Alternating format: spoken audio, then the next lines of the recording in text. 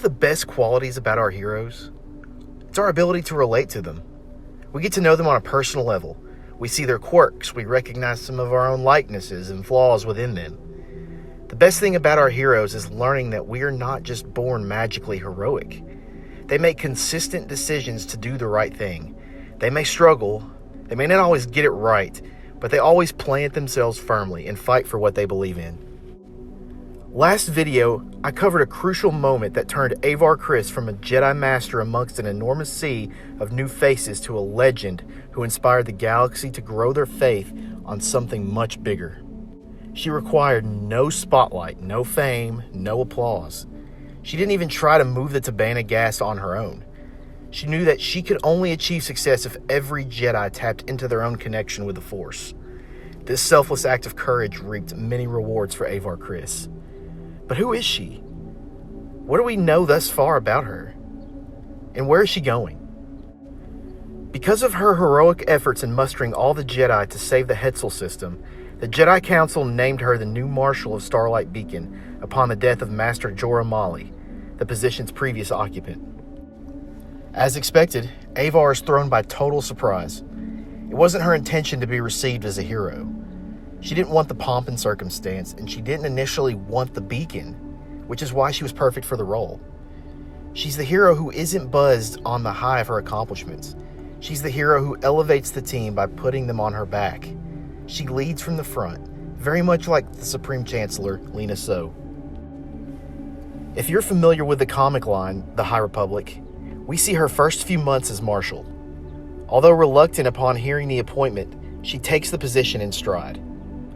In the first year, she handles a myriad of threats coming at the Republic from all sides, including the Nile and the Drengir, and both of these are factions that will be covered soon in future videos, by the way. And I would be remiss if I didn't discuss her interesting relationship with Master Elzar Mann. Along with Stellan Gios, Elzar Mann and Avar Kriss made quite the team coming up through the temple. From their first interaction in Light of the Jedi, Avar and Elzar's chemistry is electric. Avar Kriss walks in, sees him using the Force to help a droid out. He winks at her. She returns the gesture by rolling her eyes with a side smile.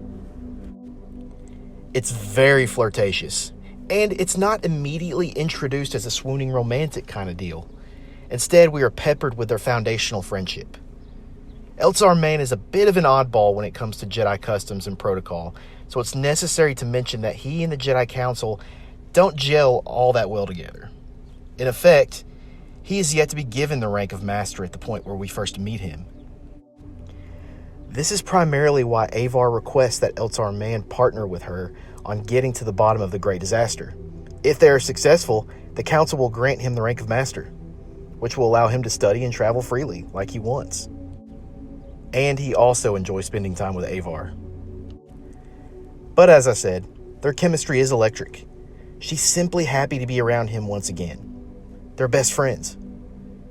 There are so many instances when you can feel the struggle within her to keep her attachment to Elzar at bay. Here's an excerpt from Charles Soule's Light of the Jedi. Before I read this excerpt, this scene is from the Light of the Jedi when Avar and Elzar are on Naboo to talk to the San Tekkas about the great hyperspace disaster to see if they can help with something. Now, the cool thing about this scene is it mirrors Anakin and Padme's scene from Attack of the Clones when they were in the Lake Country on Naboo. And I think that's kind of what the purpose is to kind of get us into that headspace. But anyway, here is the excerpt. And for a moment, just one, she let herself consider the idea of spending that time with Elzar Mann. Something she would never tell him. He would never let her hear the end of it. Without giving too much away, I'll just say that I enjoy their interaction. With every bit of dialogue and flirtatiousness, you can feel the coming conflict. They're Jedi. This type of camaraderie is forbidden. They seem to temper their attraction for one another, but passion for someone you love is like a wildfire. No matter how much you keep it at bay, if it gets loose, there is no stopping it. Things to look out for in the future. I wonder if something will happen to force them to choose between each other or the mission. Will they ultimately give in to the feelings that they have for each other? What will the Jedi Council do once they ultimately catch wind of their feelings? By the time you see this video, Cavan Scott's Rising Storm will have already been released. I haven't gotten to read it yet. I'm in the middle of it, but I'm hoping for a deeper storyline with these two. On my next episode, we're going to dive deeper into the other side of this High Republic coin. We'll be discussing the Nile and what makes them such a formidable threat. Will they be sinister enough to anchor down the role of primary antagonists? I hope you're as excited as I am to delve deeper into this era. Thank you all for tuning in, and as always, we are all the Republic.